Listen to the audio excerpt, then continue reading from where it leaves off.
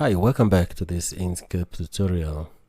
In the previous video, we discussed various ways we could handle and create text and edit text. Now we're going to talk about a certain way of looking at every single thing we create on Inkscape. And that's the difference between an object and a path. Now we want to understand the difference because understanding the difference will give us a better understanding of what we can do and what we cannot do, and how we can turn each one into whatever we want it to become in order to keep on creating customized designs freely as we want. So to leverage the power of design in Inkscape, we're going to understand how the various properties and functions that create what we see on our screen can be adjusted and changed. So let's talk about a path and an object. What's the difference? I'm going to demonstrate this by drawing something on the screen. So I'm going to go here to, I can choose either a draw Bezier curve tool or a freehand tool, but for the sake of this video we'll just use a freehand tool. So I'm going to draw something freely, as it says, freehand tool. Now let me select that. I want to quickly go to object, stroke and fill.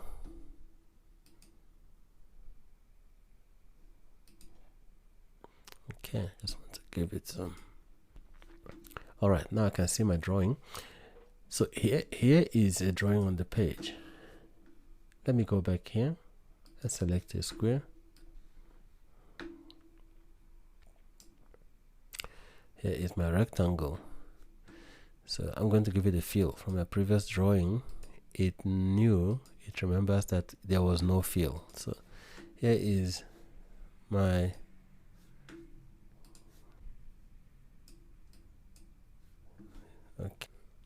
Right, here's my green box. So this is an object and this is a path.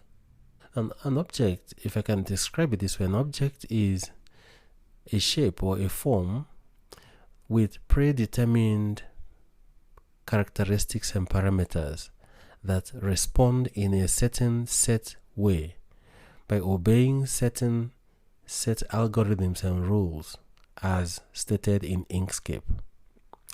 I'll give an example of what I mean. So if I pull this object on this side, it will extend.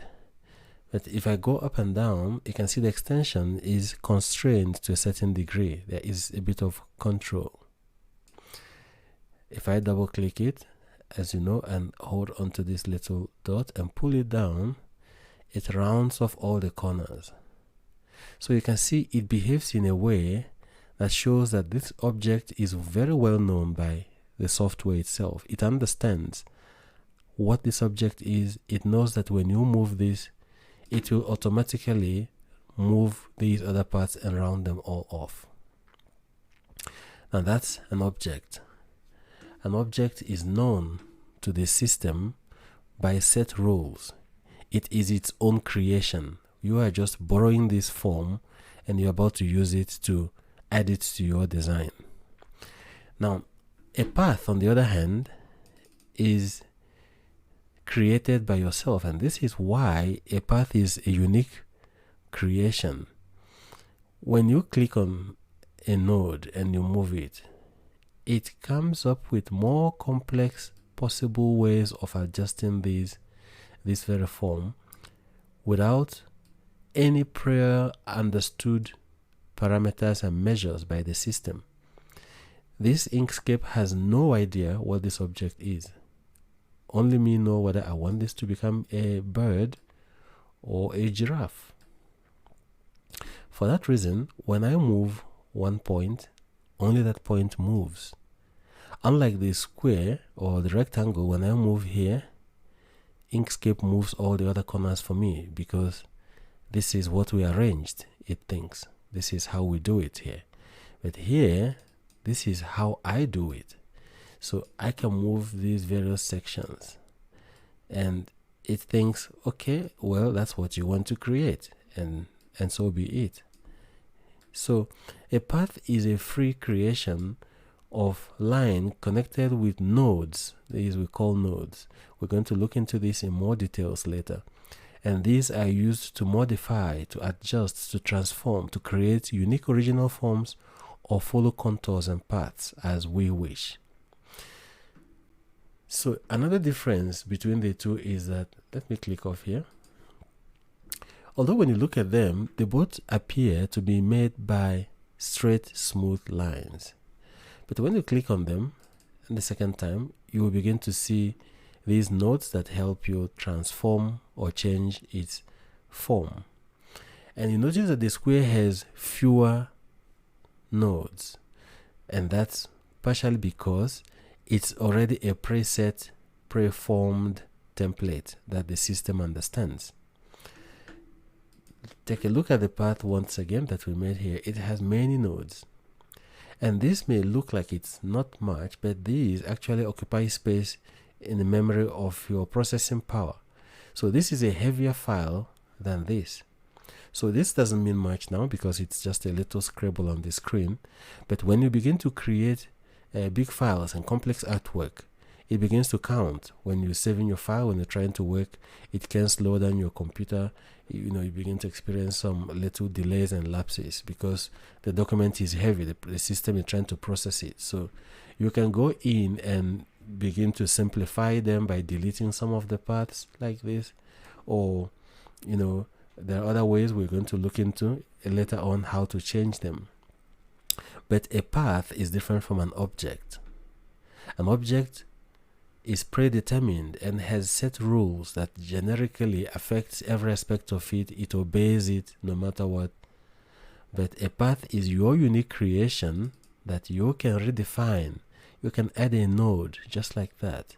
If I want to add another one there, I can add another one and continue to manipulate this. But that I cannot do with an object. And also, you can convert an object into a path. And there are pros and cons to that. I would like to show you another example using an alphabet. So this is an object. I'm going to type the letter A.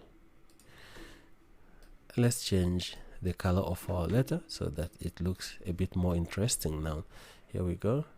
And as we said, we always want to constrain this so that when we scale, our scale looks neat and not squashed. So this is an object and this is an object. For as long as this stays an object, I am able to double click and continue to add more font and type on.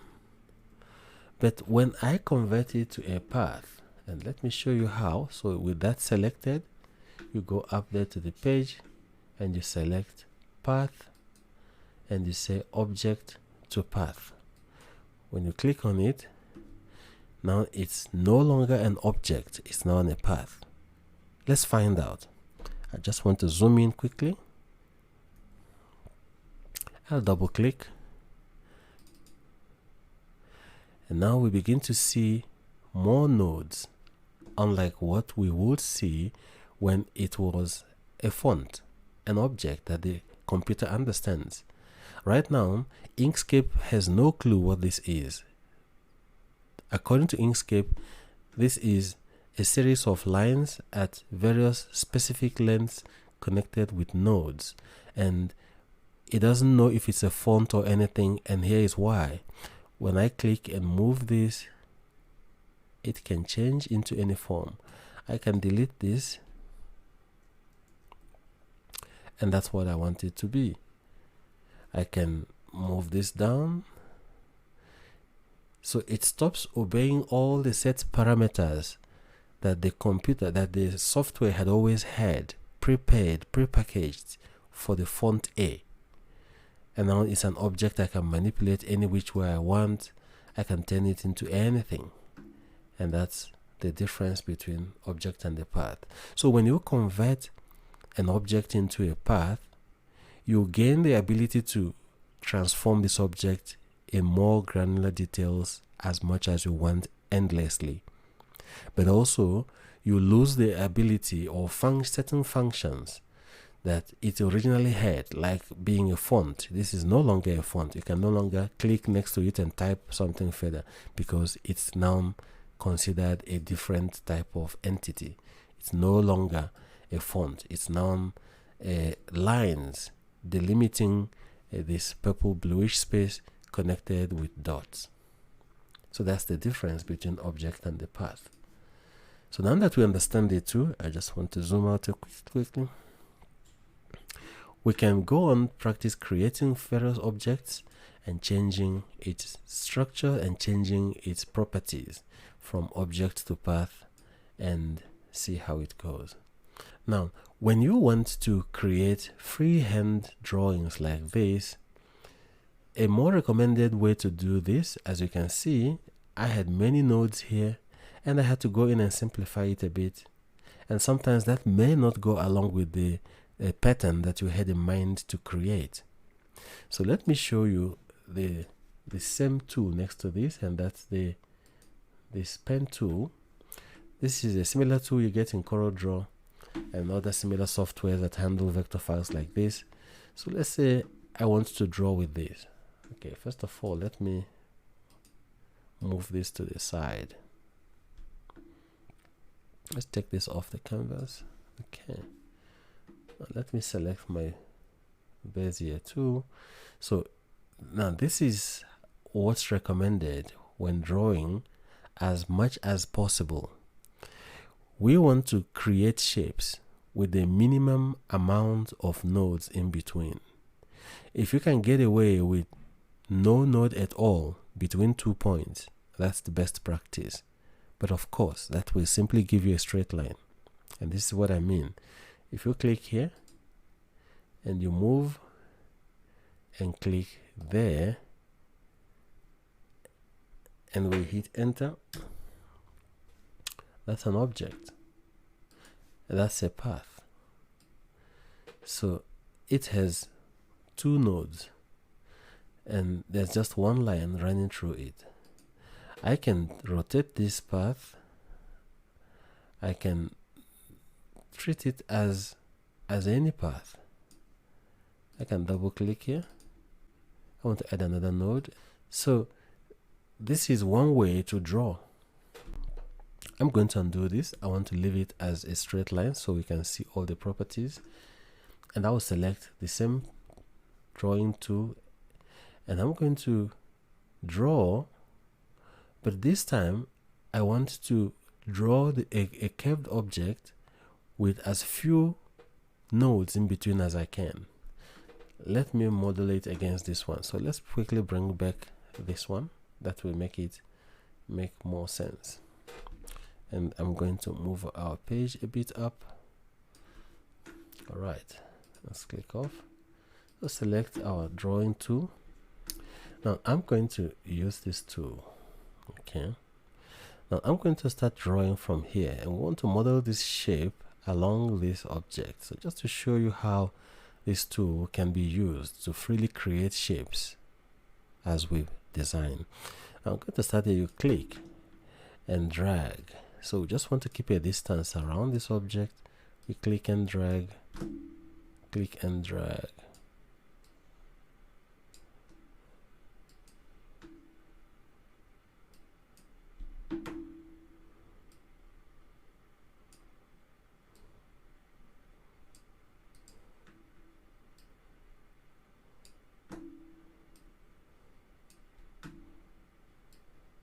So it takes a while to just get used to clicking and dragging and estimating the distance and deciding the intensity of the curve and how far it goes.